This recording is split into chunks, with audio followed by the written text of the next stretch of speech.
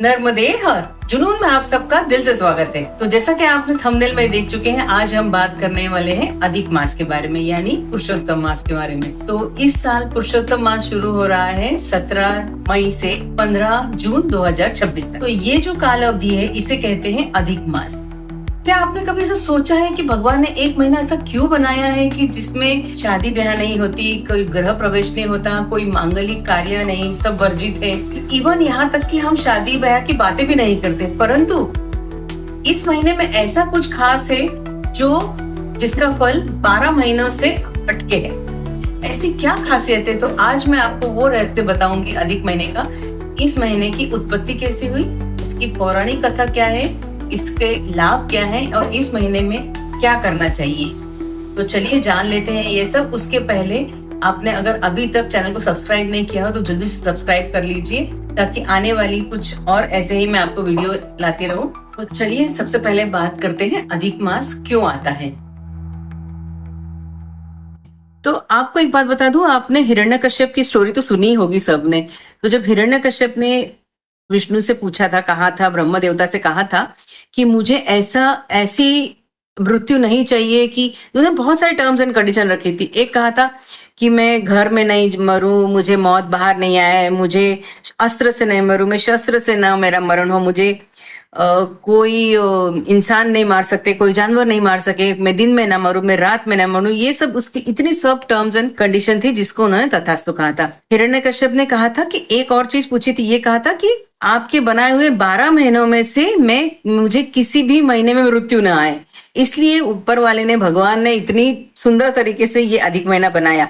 और ये अधिक महीना बनाने के पीछे ये जो कारण था वो तो शास्त्रीय कारण था, मतलब पौराणिक कथा थी। परंतु आपको एक बता दूं कि हमारा हिंदू जो पंचांग है वो चंद्र के अनुसार चलता है और सोलर के हिसाब से, जब यानी दो हमारी गणनाएं होती, एक तो सोलर कैलेंडर है और एक लूनार कैलेंडर है। जब इन दोनों को मिला के बनता है तो हमारा अभी काल गणना की जाती है। चंद्र के हिसाब से अगर देखते हैं तो वो, और सूर्य के हिसाब से अगर आप देखते हैं तो इन दोनों की गणना में हर साल में 11 दिन का अंतर आता है। ऐसे अगर आप 3 साल लेते हैं तो करीब करीब 30 दिन का फर्क आता है, यानी कि 1 महीना आ जाता है। तो ये 1 महीना जो बचता है उसको एक्स्ट्रा हो गया, इसलिए अधिक मास बोल दिया है ना। अब मुझे ये सवाल था कि इसको मल मास क्यों कहते हैं। तो मैं आपको एक बात बताऊं, मल मास के पीछे भी एक अच्छी सी इतनी रोचक स्टोरी है, बताती हूँ आपको। क्या हुआ कि जब अपने पूरे जो 12 महीने हैं, हर 12 महीने का एक देवता है, एक अधिपत्य है, जो मैं आपको डिस्क्रिप्शन में मैंने आपको डाल दिया है कि वो आप जरूर पढ़िएगा कि हर महीने का कौन सा देवता है।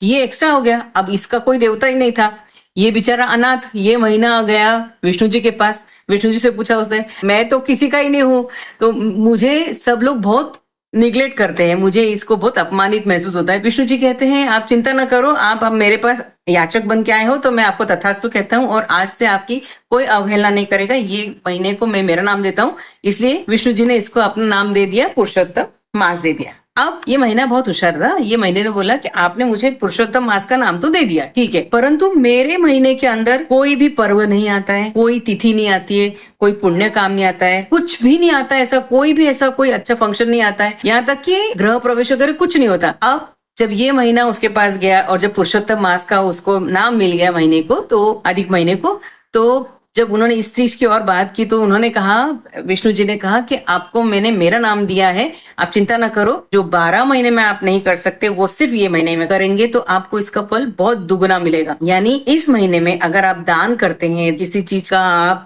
समर्पण करते हैं, श्रद्धा से आप किसी पोथी पुराण को पढ़ते हैं या किसी जगह आप स्नान करते हैं, किसी पवित्र नदी में स्नान करते हैं, भक्ति करते हैं, याचना करते हैं, तो इसका फल आपको द्विगुणित मिलता है। जब इसकी अवहेलना हुई ना तो इसको मल मास के नाम से जानते थे। ये एक्स्ट्रा हुआ इसलिए इसको अधिक मास कहते हैं।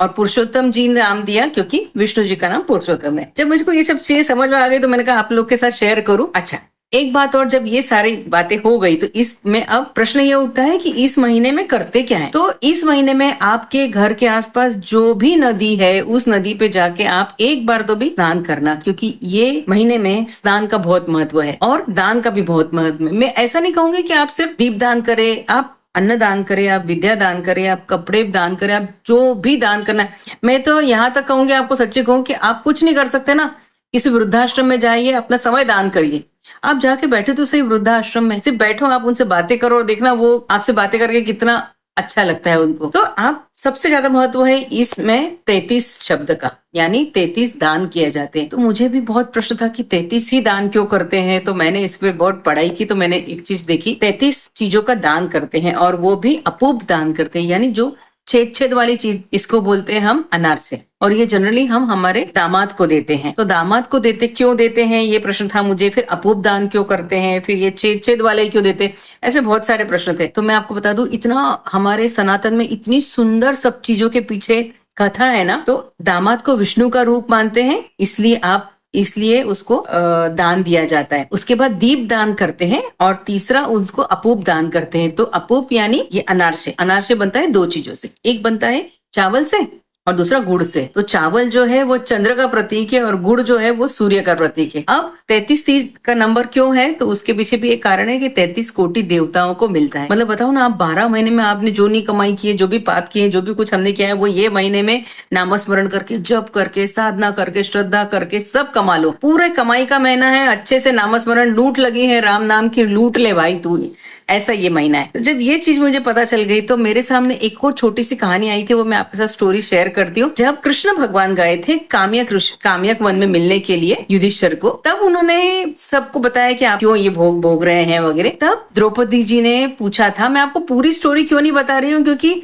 इतना समय नहीं, वीडियो को मैं इतना लंबा नहीं करना चाहती हूँ। जब द्रौपदी ने पूछा कि मुझे ये यात्राएं क्यों हो रही है इतनी, आप इसका कोई निवारण बताएं या इसका कारण बताएं, तो कृष्ण जी ने उनसे कहा कि आप गत जन्मों में आप एक ऋषि की कन्या थी, और वो कन्या जो थी वो जब छोटे बाल रूप में थी तब उनके ऋषि का देहांत हो गया।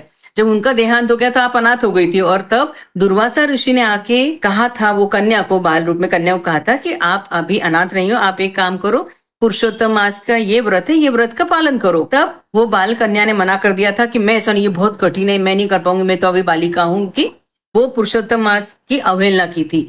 और तब उसने क्या किया, दुर्वासा ऋषि ऐसे तो बहुत गुस्से वाले हैं, परंतु उन्होंने कुछ भी नहीं कहा, वो चुपचाप निकल गए। जब ये इतनी परेशान हो गई तो ये शिव जी के पास गए, और शिव जी इतने भोले हैं हमारे कि हर किसी पे भी खुश हो जाते हैं। तब शिव जी ने, जब ये प्रकट हुए, शिव जी ने, जब इन्होंने बहुत साधना की कन्या ने, तो शिव जी ने उनको तथास्तु कहा और कहा आपको क्या वर चाहिए मांगिए। तब ये बाल कन्या ने कहा कि मेरी शादी नहीं हुई है, मेरे पिताश्री अभी देह रूप में नहीं है, आप एक काम करिए, आप मुझे पति दे दीजिए, आप मुझे पति चाहिए, मुझे पति चाहिए, मुझे पति चाहिए। ऐसा एक बार दो बार नहीं तो 5 बार कहा, और शंकर भगवान ने उसको तथास्तु कर दिया। हो गया, उन्होंने तथास्तु कर दिया, और जब उन्हें बोला आपके 5 पति होंगे, और इस जन्म में इसीलिए वो 5 पति मिले उनको। तो ये ऐसी जो भी पौराणिक कथा है, इसमें कितना तथ्य है क्या है, बट ये स्टोरी है जो पुराणों में लिखी हुई है। इसका वर्णन बहुत सी पुराणों में भी किया हुआ है, स्कंद पुराण में भी इसकी चर्चा की हुई है। तो ये मतलब मेरे कहने का, ये स्टोरी सुनाने का इंटेंशन सिर्फ आपको ये है कि अगर इस महीने की अवहेलना करते हैं या इस महीने को इम्पोर्टेंस नहीं देते हैं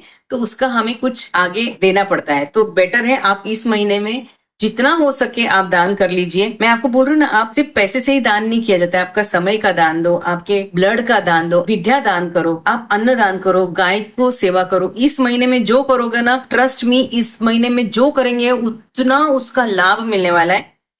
जो लोग ये वीडियो देख रहे हैं सोच रहे होंगे कि कहाँ जाए, क्या करें, तो ये वीडियो मैं इसलिए आप बना रही हूँ कि आप जहां भी कहीं हैं, आपके घर के पास अगर कोई नदी नहीं है, कुछ जरूरत नहीं, आप मैया के, नर्मदा मैया की कुछ बूंदे अपने पानी में डाल दिए और उससे स्नान कर लीजिए, वो भी वही फायदा देगा। सिर्फ स्मरण करना इंपॉर्टेंट है, बाकी सब अपने आप मैया कर लेती है। आपको एक बात बता दूं, ये महीना जब मुझे पता चला इतना फायदा है, इतना सबके इसके लाभ है, और इस समय करने, दान का भी बहुत महत्व है, दीप दान का बहुत महत्व है, तो मैंने मौके पे चौका लगाया और इसका फटाक से फायदा उठा लिया। और मैं अब जा रही हूँ नर्मदा मैया के पास, और मेरे साथ कुछ लोग जाने वाले हैं, वहां से मैं आपको लाइव जरूर जुड़ूंगी, आप भी जरूर देखिएगा मैं कहाँ जा रही हूँ, मैं कैसे जा रही हूँ, मैंने किस तरह से दीप दान, हमने बहुत चीजों का एक अच्छा सा प्रोग्राम बनाया है, वो मैं वहां से आपको लाइव जरूर कराऊंगी, वीडियो भी बनाऊंगी, आप जरूर देखिएगा। पर मैं आपसे रिक्वेस्ट करती हूँ कि आप अपने स्थान पे बैठ के रोज एक जप तो भी कीजिए।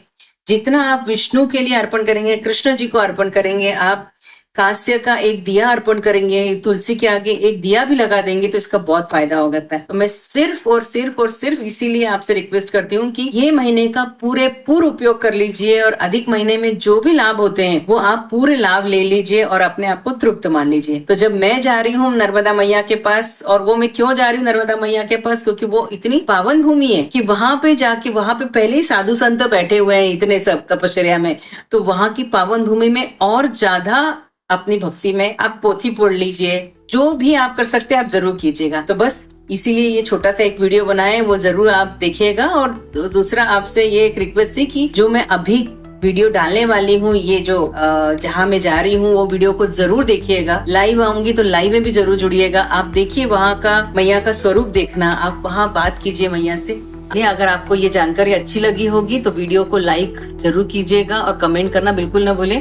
कमेंट में एक जरूर बता दीजिएगा, नर्मदे हर लिख देंगे, थोड़ा मेरे को मोटिवेट हो जाती हूँ मैं। तो चलते हैं अगले वीडियो में, तब तक के लिए नर्मदे हर।